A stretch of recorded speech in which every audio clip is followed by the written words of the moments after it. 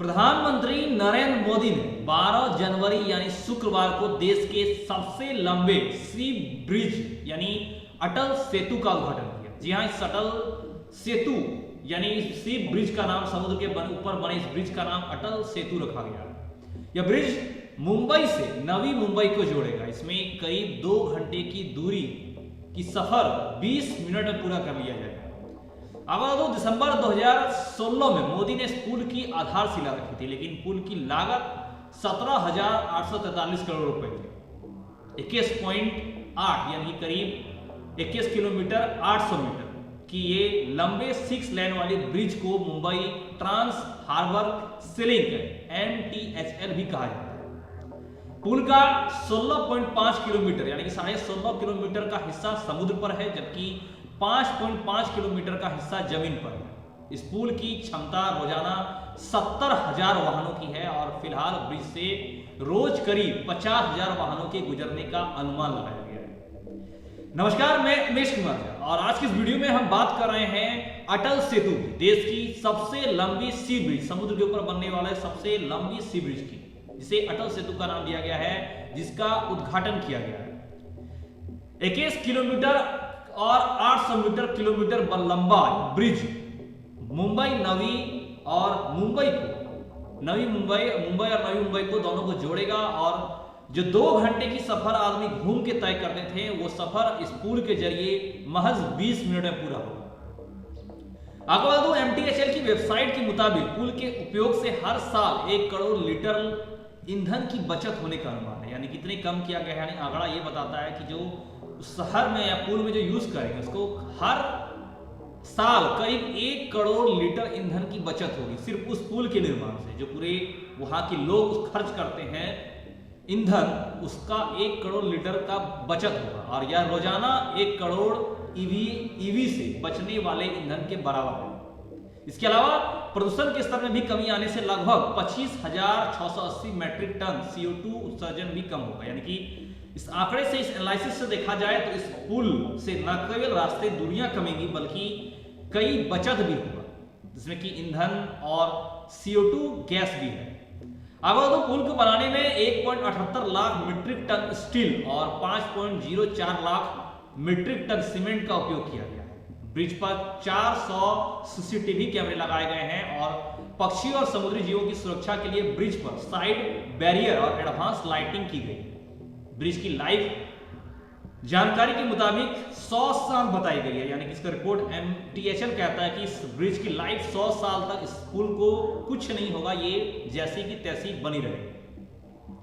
अटल सेतु, अटल बिहारी वाजपेयी के नाम पर बनी इस अटल सेतु की खासियतों पर अगर हम ध्यान दें तो ये 6 लेन की समुद्री लिंक है। 6 लाइनें होंगी और दोनों तरफ 3-3 लेन वाहन चल सकेंगे। यानी कि ये फास्ट एक्सप्रेसवे होगा और दोनों तरफ एक इमरजेंसी लेन भी है। इसके अलावा एक इमरजेंसी लेन भी होगा जिसपे जाया जा सकता है। इस ब्रिज की लंबाई 21.8 किलोमीटर में 16.5 किलोमीटर समुद्र पर है और 5.5 किलोमीटर जमीन पर है। ब्रिज से मुंबई और नवी मुंबई के बीच की दूरी केवल 20 मिनट में तय हो सकेगी और फिलहाल वो दूरी तय करने में पुराने रास्ते की बात करें तो 2 घंटे लगते।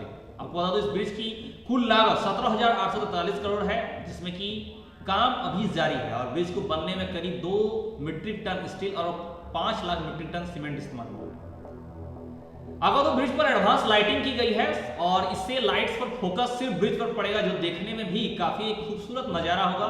समुद्री जीवों को नुकसान नहीं होगा और लाइट के जरिए, पुल के नीचे जो लाइट होगा उसके जरिए समुद्री जीव उसके आसपास नहीं आएंगे, उसका भी कोई नुकसान नहीं होगा, वो भी संभल के रहेंगे, बाकी पुल को भी कोई नुकसान नहीं होगा। अगर तो अटल सेतु सेवरी मडफ्लैट्स, पीर पाउस जेट्टी और ठाणे क्रीक चैनलों के ऊपर से गुजरेगा। यह मुंबई से सेवरी को नवी मुंबई से चिरले से जोड़ेगा, यानी कि कनेक्टिविटी बेहतर होगी। सेवरी छोर पर MTHL Sewri Worli elevated corridor और ईस्टर्न फ्रीवे से जुड़ने के लिए 3 स्तरीय इंटरचेंज की सुविधा प्रदान करेगा। नवी मुंबई छोर पर पुल का शिवाजी नगर और चिरले में इंटरचेंज होगा। और अब बता दो, इसके जो 3 मेन है नवी मुंबई की ओर जो रास्ते हैं, नवी मुंबई की ओर MTHL की कनेक्टिविटी जो है 3 है, वो 3 जगहों पर है। पहला नवी मुंबई की तरफ शिवजी नगर इंटरचेंज, दूसरा कोस्टल रोड के साथ शिवाजी नगर इंटरचेंज, और तीसरा नवी मुंबई अंतर्राष्ट्रीय एयरपोर्ट और Jawaharlal Nehru port trust JNPT के तरफ।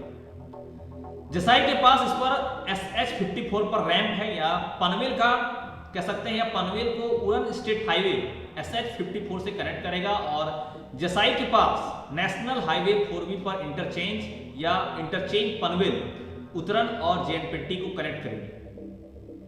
बाइक रिक्शा के इसमें बैन किया गया है। आपको बता दूं, 4 व्हीलर की मैक्सिमम स्पीड जहां पे 400 किलोमीटर बताया गया। स्कूल में आपको बता दूं, लोगों की सुरक्षा को देखते हुए कुछ जरूरी गाइडलाइंस भी जारी की गई है।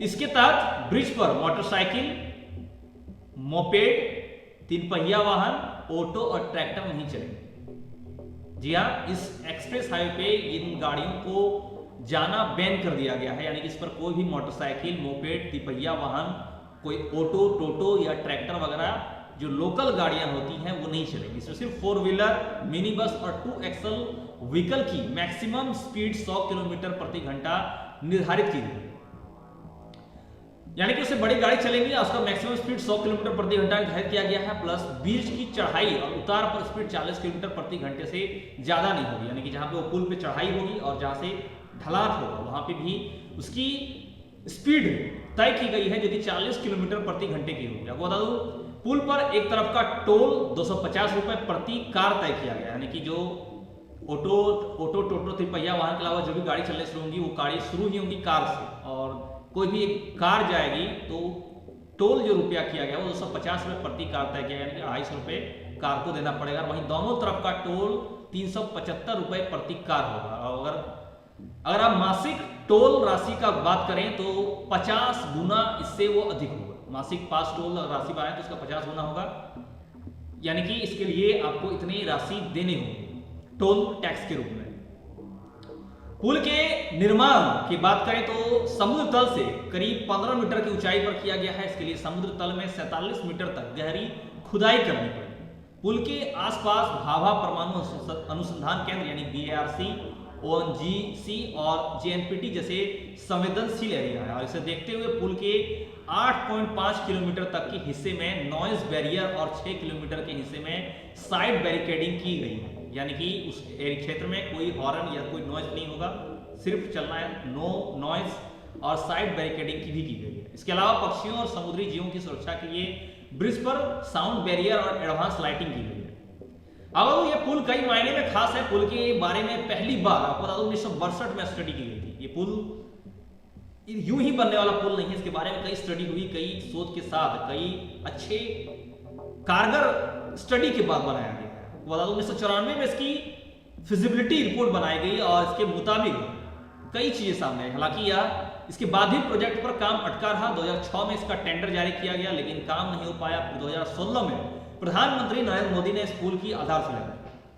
2017 में Mumbai metropolitan region development authority MMRDA और Japan international cooperation agency JICA के साथ एग्रीमेंट साइन किया। अप्रैल 2018 में इस प्रोजेक्ट पर काम हुआ और डेडलाइन अगस्त 2023 तय की गई है, यानी कि प्रोजेक्ट को पूरा करने के लिए औसतन रोज 5403 मजदूरों और इंजीनियरों ने काम किया है और काम लगे हुए हैं। उसकी डेडलाइन तय की गई है और पुल के निर्माण के दौरान 7 मजदूरों की जान भी गई। जी हाँ, ये पुल बनाने के दौरान 7 मजदूरों की जान भी जा चुकी है, यानी कि ये पुल कई मजदूरों, कई कर्मचारियों, कई इंजीनियरों की मेहनत का नतीजा बन रहा है। अब आखिर में बात करते हैं देश के 4 सी ब्रिज, जिसको काफी खास है। ये तो देश का सबसे बड़ा सी ब्रिज बनने वाला। अगर बात करें देश के और 4 सी ब्रिज कौन कौन है भारत के जो सबसे खास है, तो आपको सबसे बता दूं, बांद्रा वर्ली सी लिंक या मुंबई ब्रिज से बांद्रा और वली के बीच जो लिंक है, ये एक बड़ा पुल है, यानी कि सी ब्रिज है, समुद्री ब्रिज है, समुद्री पुल। और इस पुल की लंबाई 5.6 किलोमीटर है और यह 8 लेन ब्रिज 40 मीटर चौड़ा है। उसके बाद वहीं वासी ब्रिज जो ब्रिज मुंबई और नवी मुंबई को जोड़ता है, इस पुल की लंबाई 1.8 किलोमीटर है। उसके बाद बेट द्वारका सिग्नेचर ब्रिज या ब्रिज गुजरात में ओखा और बेट द्वारका के बीच बन रहा है। ये भी बना नहीं है, बन रहा है और पुल की लंबाई करीब 2.3 किलोमीटर है और समुद्र में करीब 38 पिलर होंगे इसमें। यह 4 लेन ब्रिज 27.20 मीटर चौड़ा होगा और दोनों तरफ 2.5 मीटर का फुटपाथ है और पुल का 95% से ज्यादा का काम हालांकि पूरा हो चुका है और ये जल्द ही ये पुल पुल पूरा बनके कंप्लीट हो जाएगा। और चौथी बड़ी पुल की बात करूं तो वो है न्यू पंबन रेल ब्रिज। नया पंबन पुल 2 किलोमीटर से अधिक लंबा होगा, ये भी बनाया जा रहा है। यदि इसका पहला वर्टिकल लिफ्ट ब्रिज होगा, वर्टिकली लिफ्ट किया जाएगा ब्रिज को, और यह पुल पुराने वाले पुल के 3 मीटर ऊंचा है। और इस पुल का भी 95% काम पूरा हो चुका है।